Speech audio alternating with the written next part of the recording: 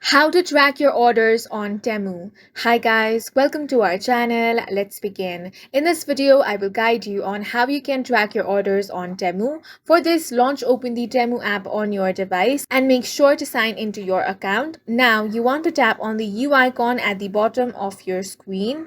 Now, from this list, tap on Your Orders option.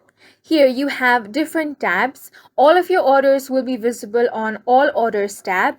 Tap on the processing and here you will find the orders which are currently being processed. Tap on the shipped option to find your orders which are being shipped. Tap on delivered to find the orders which have already been delivered. Tap on the returns option to see any orders to return. If you do not find your orders over here, then another way to track them is tapping on the self-service to find order option. Here, to locate your order, enter your phone number and tap on the Find Order option. You also have other methods such as email address, order ID, or payment information.